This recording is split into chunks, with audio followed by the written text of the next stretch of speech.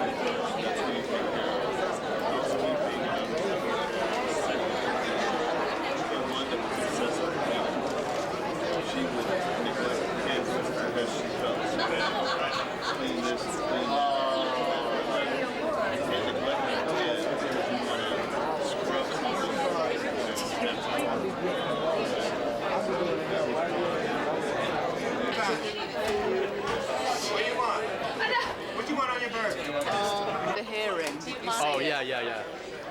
I have $10. Chris Otic has $10.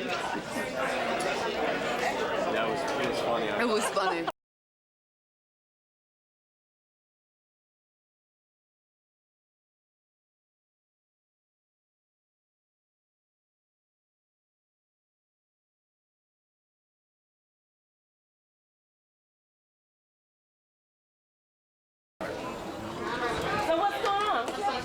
Well, right now I'm working on my production company, Crazy Ace Productions, and did songs for Casey and Georgia. I'm now producing, and I did a song for Rod Stewart, and I'm just like producing songs now, getting production out there because everybody didn't know what Damon Hall did besides those that bought the 1995 Straight to the Point album. That's when I went solo for the first time on Stylish Records. But now I'm just finally coming out, letting people know that I'm still here. I'm back. I'm dropping an album this year. It's called Still Here, and I'm just about to do some new things, you know what I mean? Because it's been a long time since I actually been in front of people and been out there. Besides the 2000 album with God, and thanks for everybody that supported that and wanted that to happen. We went gold with the support of the public, and now it's time for something new. So that's what I'm working on right now. Can you talk about what you did with Rod Stewart? Well, right now we just did a song. His management came and contacted me and my partner Fabian Cook, and they went around for 3 months and they did songs and collected songs. He didn't appreciate the songs, so they came to my studio, and I had this one song that I did specifically for him, and they loved it. So I'm doing this, you know what I'm saying? Because it's an honor after not doing any production besides stuff I did on my album and the guy stuff, to actually people start being interested in production and the lyrics and the music that I'm doing.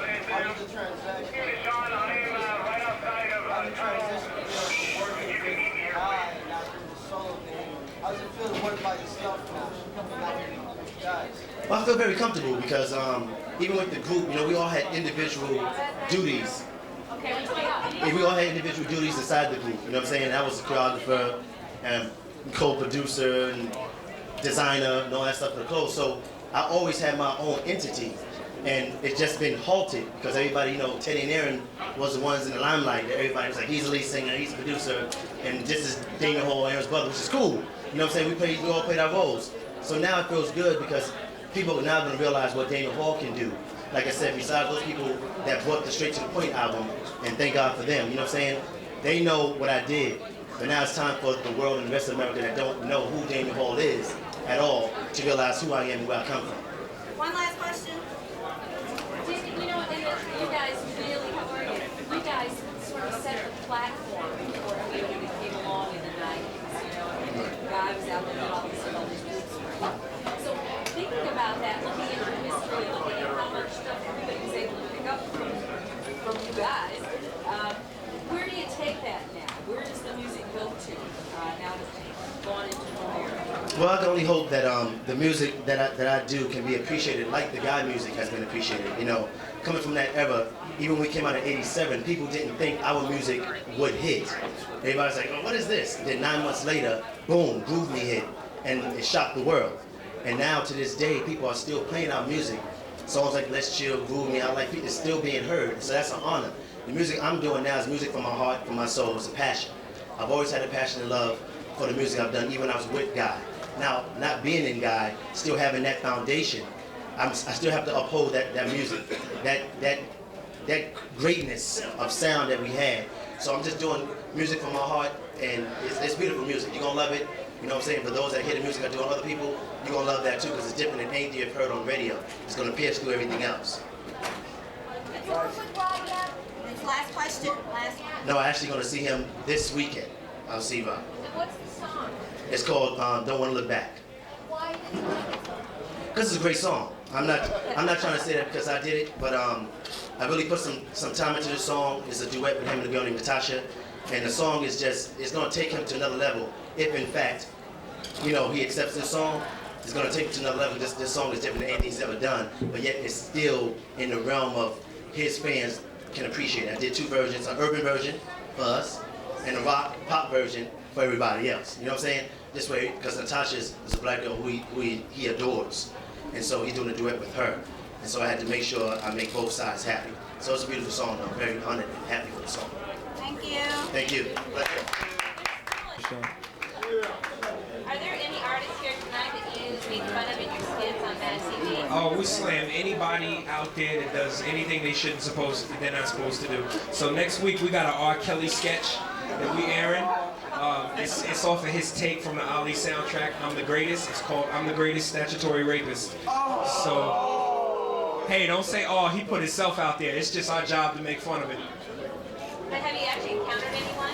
You know what, Magic Johnson is somebody who wasn't a big fan of some of the stuff we've done, but you know, that's what our show is all about. It's about making fun of pop culture and whatever's out there, and you know, people who put themselves in that situation, you know, that's their fair game. So that's what we do. I hope somebody start making fun of me, because that means I've made it. So are you doing the sketch? I mean, the one on R. Kelly. Will you be playing R. Kelly in this? It's airing next week, next Saturday night at 11 o'clock on Fox. So you're not concerned about, you know, him, fans, anything like that? Not at all, baby. I gotta pay the mortgage, so you know, I gotta do what I gotta do. I ain't thinking about people's responses. You know, a lot of it's been positive. Don Cheadle is a huge fan of the show. We've had everybody from Jay-Z to Busta Rhymes, DMX. Everybody's done the show, so you know, people are big fans of it. You know, and the same thing that we always get is that we're so much better than Saturday Night Live. So what would be your favorite to make fun of? I mean, like really, the one you've done so far, you go, this is the best. Probably the Bobby Brown and Whitney Houston parodies. Yeah, we've kind of hit them real hard. Yeah. Do you write the parody? You know, we get to collaborate a lot of times with our writers. I mean, there's only one African-American writer on our show, so he and I pretty much stay really close in this tight-knit business. So yeah, we collaborate a lot. How much hell are you going to catch with the R. Come again? How much hell are you going to catch with the R. I hope a lot, because Fox, who, you know, obviously is the network that we're on, they don't really give us the support they should. So we kind of depend on word of mouth and fan reaction to kind of keep us afloat. Can you describe it again? What is the sketch? The sketch is just basically a parody of him in the I'm the Greatest video, where he's in a boxing ring, only I'm chasing 14-year-old girls. Uh-huh.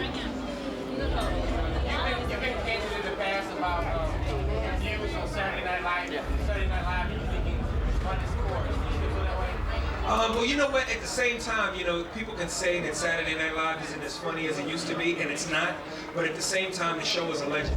You know, it helped pave the way for shows like In Living Color and Mad TV and SCTV. So, you know, we at the same time, we have to kind of give credit where credit is due. It's a phenomenal show. Would it be coming through anyway? I would be there in a minute. I ain't gonna lie, I would be there in a minute. You know. I got a movie possibly coming out with Prize from the Fugees. It's called Higher Ed. It'll possibly be out later this month or next month. But in the meantime, I'm just hitting the road really hard and continuing to do Mad TV. Yes, we have. Jill Michelle, yeah. Very funny, very talented actress. She's also doing a parody of Britney Spears. There's a great Drew Barrymore impression. You know, we're always trying to add new blood to the show and keep it alive and keep it fresh. What impression is your favorite that you can do something for? I did James Brown in Augusta, Georgia, which is his hometown, and he actually heard it and wasn't happy about it. But when he called to cuss me out, like everybody, we couldn't understand what he was saying. So, you know, but I just feel honored that he had something to say, be it good or bad. Give us a sample. Huh, Mill! See, y'all don't know nothing I said, but that's just James Brown. Somebody else. I'm gonna save the rest for the show. I don't want to do too much. I want y'all to watch the show, get it out there, get the name out there. Mad TV Saturday nights, 11 o'clock on Fox. So why we start an hour late and it take 15 minutes? Come on, brother. You know this is CPT time, man. You know we can't do too much on time, but we'll get out of here hopefully before it's too late. What does the Soul Train represent? I've done Soul Train twice before, co-hosting, and Don Cornelius, he's a mega star. Without Soul Train, a lot of music wouldn't be here. A lot of people wouldn't have a platform to perform on. So this is always a blessing because it's a legend as far as I'm concerned. What was it like having Shakira on your show? She's awesome, I think anytime you're involved in a business that's not as culturally diverse as it should be, it's always a blessing to get somebody to be the voice for our people, be it Latino, Asian, African American. So, I'm glad that we had her. You have a funny perspective on the Oscars and Will and Denzel. My personal opinion, I hope Denzel wins it. I think it's long overdue. Will Smith, I take my hat off to all the African American nominees, but there's no way in the world that Will Smith should win over Denzel, and I hope that doesn't happen because if it does, that is politics. Denzel is the greatest black actor we've ever had outside of Sidney Poitier, so that's just my opinion. What other comedians did you like when you were coming on? Mantan Moreland, Stephen Fletcher, a lot of those people slammed those guys because they were doing at that time what was given to them, but at the same time, those guys paved the way for guys like Sinbad, Chris Tucker, Eddie Griffin. So I appreciate all perspectives of comedy, but particularly the old black veterans that made it easier for me to stand here in front of you today.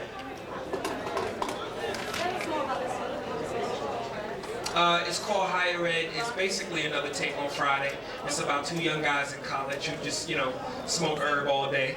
So hopefully, people will go and see it, support it, and I particularly hope that black people go see it because, while we complain on one end about not having enough avenues to express ourselves, we're the first people not to support one another when we do get those opportunities. So hopefully we can support one another and continue to grow.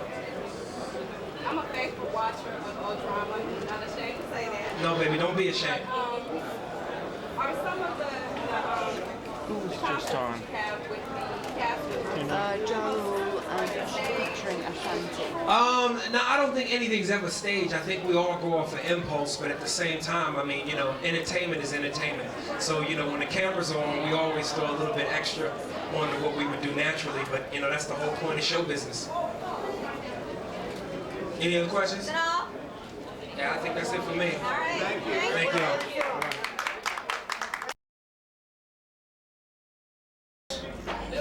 I'm your new president. Undercover Brother, yes, May 31st. Theater near you, baby. May 31st. May 31st. Undercover Brother. I'll tell you about it. Let's see. Undercover Brother it's like a Black Austin Powers is the best way to describe it. It's a brother who is constantly fighting the struggle for the brotherhood to make sure that there's equality. And where is he from? The 70s. Complete with the fro and the pork chop sideburns, baby. What kind of research that required? Calling my uncle on the phone. I got that in the house. Huh? The movie was shot sometime last year. Where? Who else is in it? Denise Richards, Angelou Ellis, Dave Chappelle, James Brown. Got some Dee Dee feed to need it. Eddie, where are you originally from? I'm originally from planet Earth, baby. Where you from? I thought we was Earthlings. What's cracking? Did I watch the cartoon on the internet? Yes, I was a huge fan. Yes, indeed. Eddie, I heard that Prince is a distant cousin of yours. Is that true? You heard wrong. I don't know what he's talking about, you know what I'm saying? Sometimes.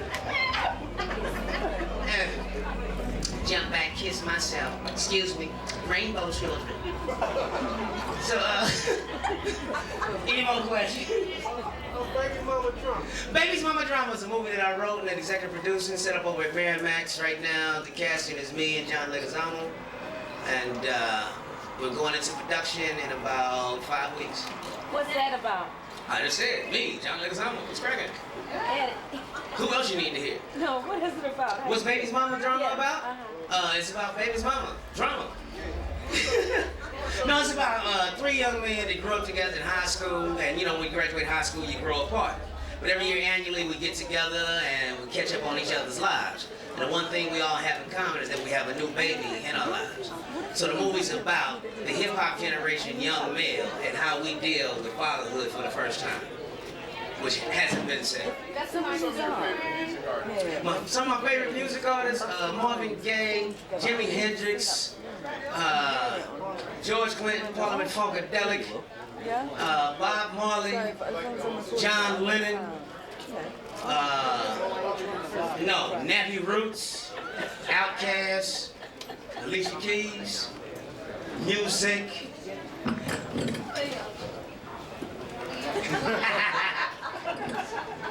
Yeah, baby. And Timberland, I love Timberland. Timberland got the tracks, baby. What's cracking? Yes, yeah, I got a little band. We do some things, you know what I'm saying? But that's probably my private consumption. You know, that's just for me to go on and trip every now and then. Yeah. What's cracking? What's your favorite Soul Train moment? My favorite Soul Train moment is when Michael Jackson came on and did the robot and the lockers came on and locked it up. And when Richard Pryor came on and hosted, what the hell going on? Welcome to the Soul Train. It's gonna be some dancing motherfuckers. People will be moving, grooving, love, peace, and soul. Yeah. Eddie, who's your favorite old-time comedian? My favorite old-time comedian?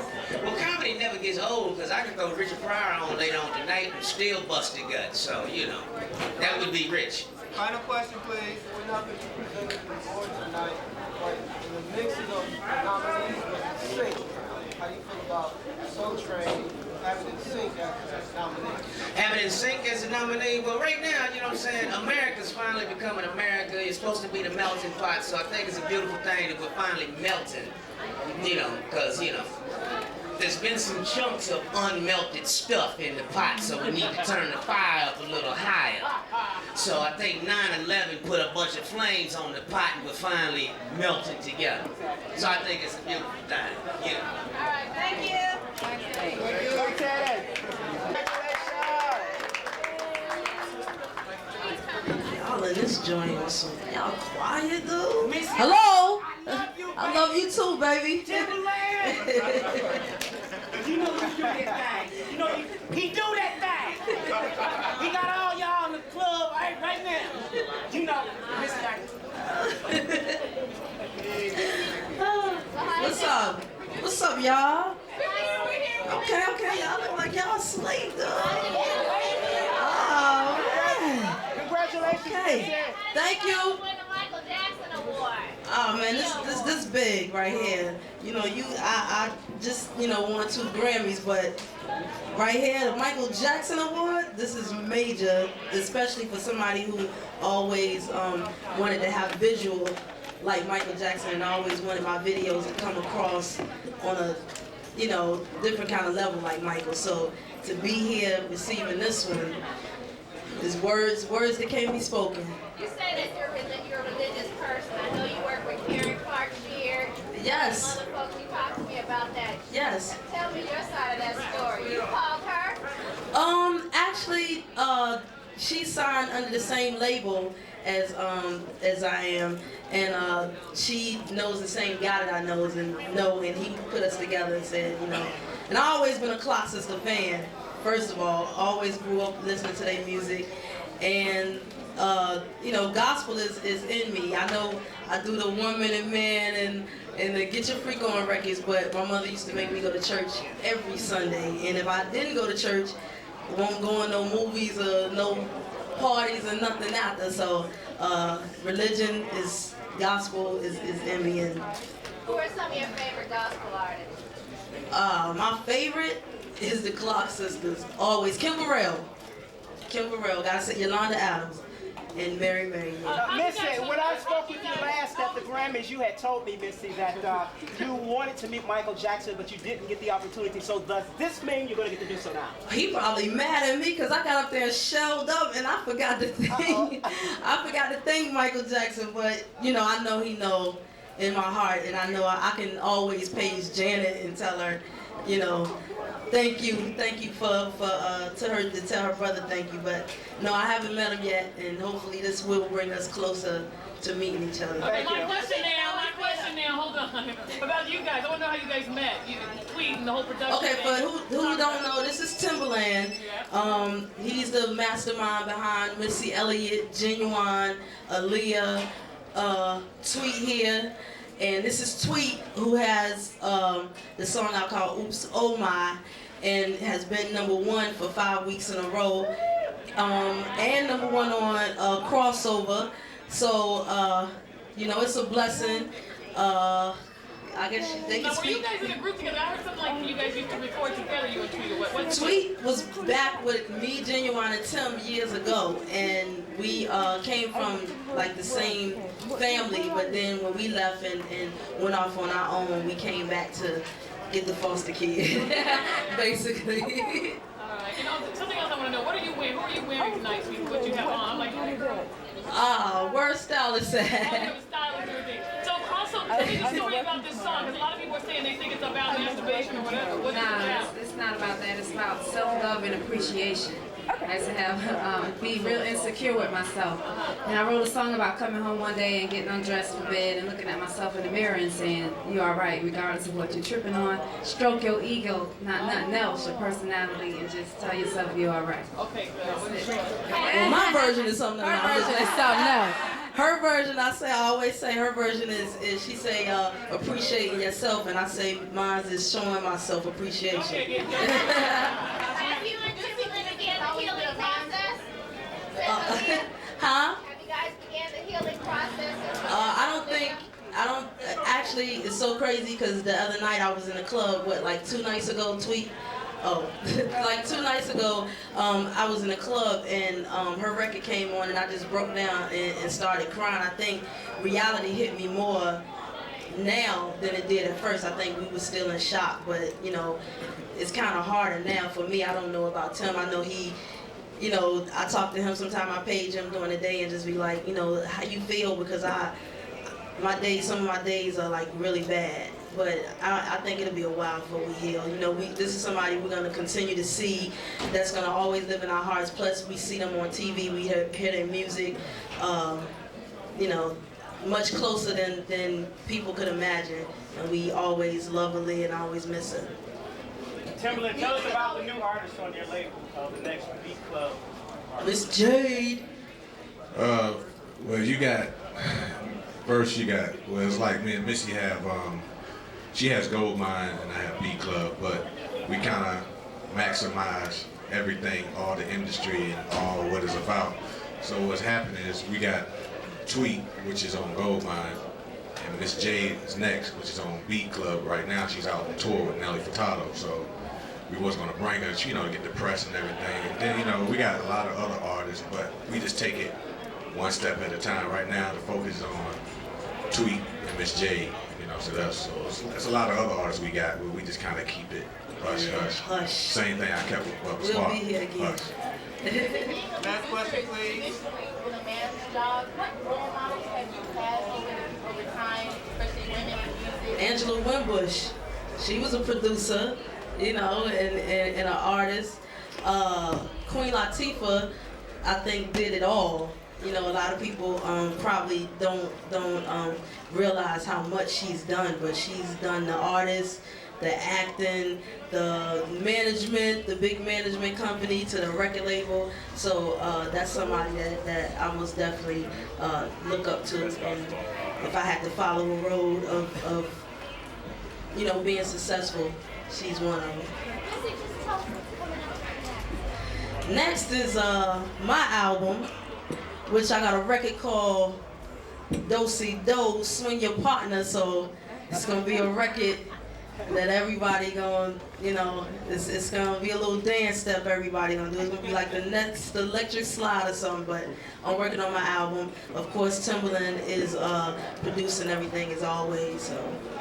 How do you feel about your contribution to hip hop? No, not yet. That's the last question over there, please. How do you feel about both of you, your contribution you made to hip hop? I mean, as far as myself and Tim, I can't speak for him, but I know for his music, I feel like we're both innovative to hip hop. I feel like we change music a lot. We just got a different kind of diversity, and we're not scared to take chances, and that's what makes other people, even have to work harder, because it's like, hey, they're going to keep it moving, they're going to keep switching, and we can't keep doing, stuff that's dated. It doesn't make us better than anybody else. We're just confident about our music, and we don't care. We're going to take it as far as we can go. Thank you very much. Thank you very much. All right. Hey, wait. What was your reaction when you first heard your song on the radio? I was kind of quiet and shocked. I still haven't had that chance to be like, yet, because I'm kind of scared, to react. But I'm excited. April 2nd, album, Southern Hummingbird. All right. Congratulations. How does it feel to be nominated thus far? It feels good, man. Lets you know that people appreciate your work, you know what I'm saying? I definitely love to get nominated. Even if you don't win, it just shows, you know what I'm saying, people appreciate what you're doing. How do you feel about the, I'm sure you can comparisons to bass, sound? Yeah, it's cool at first. A lot of people come out and they have comparisons because people just not knowing. And so when they first hear something or first eat something, whenever somebody do something for the first time, they try to relate it to something that they used to. So I think with me, like, you know what I'm saying, the first time they heard me, they just try to relate me to something that they was used to. And I think once people got used to me, you know what I'm saying, once I established myself, then they separate me from everybody Now, when else. you talk about establishing yourself, I heard you, first probably could hear your remixes and you spelled out F-A-B-O-L, so tell me about that. Was that something you consciously did, was to make sure you spelled your name in everybody's remix so they know who you were before your album dropped, or what? Definitely, I spelled my name out to, you know what I'm saying, kind of symbolize, let people know, you know what I'm saying, that I'm fabulous, and you know what I'm saying, everybody else is everybody else. So when they hear that, I know people, when they hear that, when they hear the spelling, they know, okay, that's definitely fabulous. So you put that in every song. Are you planning on doing that for the rest of your career? Nah, not for the rest of the career, nah. Now, have you talked to Mason? Have you encountered him, talked to him, or anything like that? Not since his retirement, no. I spoke to him before the thing, and he was actually telling me, you know what I'm saying, yo, you're a good artist. You know what I'm saying, I'm feeling your music, and I haven't seen him though since. Has anybody given you any advice? Any rappers, anybody giving you advice and said this is how you approach your career and stay away from this kind of trouble or whatever? Oh, definitely. A lot of artists I run to, that's I love taking advice from other veteran rappers, you know what I'm saying, who have been in the game and went through things, and now they breaking it down to you so you don't go through and make the same mistakes they make. So that's definitely real. And when I've had a couple of years in the game and I see somebody coming in and I feel, you know what I'm saying, I could offer them something where they wouldn't make mistakes, I'm gonna do the same thing. Are you gonna do movies just like other people have done? Yeah, I'm gonna try. You get any offers yet? Yeah, I got a couple of scripts I'm reading. I'm just gonna test my talent, see if I can do it. If I stink, I'm gonna quit. How do you feel about the success of your singing? Oh, the success of the single, I think it kind of picked up with the kids. Got a great bit. Like I said, I like giving back to the kids. I first made the music, I wasn't kind of really thinking of all the kids, but as they picked up on it, it kind of, you know what I'm saying, enlightened me that, you know what I'm saying, kids, they look at rappers as role models and love what you do. So now later on in my music, you know what I'm saying, I'm gonna keep the kids in mind. Most likely it's gonna be Traded All, single with featuring Jagged Edge. It's about finding the right girl and you would trade it all for. Who's the right girl that you traded all for? I don't know, I haven't found her yet. I'm still looking. And when I find her, maybe I'll trade it all. Fabulous. Where are you originally from? I don't look for certain traits. Every woman is different, so I don't look for certain traits. You could be looking for that, and that could be stopping you, and it's something else about her that can attract you to her. So I'm just looking for the perfect girl, and you know what I'm saying, that's perfect for me, not perfect in herself, but just perfect for me. What do you like least about the entertainment industry now that you're in it fully? What do I like most? Least. Privacy, it's a lot of running, a lot of, you know what I'm saying? I like the running, but sometimes you want to do things with your family that you can't do. And, you know what I'm saying? It's just, I mean, your family misses you a lot. You know what I'm saying? I get a lot of calls from my family every day. They just wish they could just be with me. So what surprised you so far? Last question. Just everything is surprising. I came from a little small ghetto in Brooklyn, so you know what I'm saying, just seeing a lot of things. Me even being up here just surprises me, and being nominated and a lot of stuff 1 year ago. You know what I'm saying, I didn't have a chance to do any of this stuff, so I'm still a little surprised. I played cool, but really inside I'm a little surprised.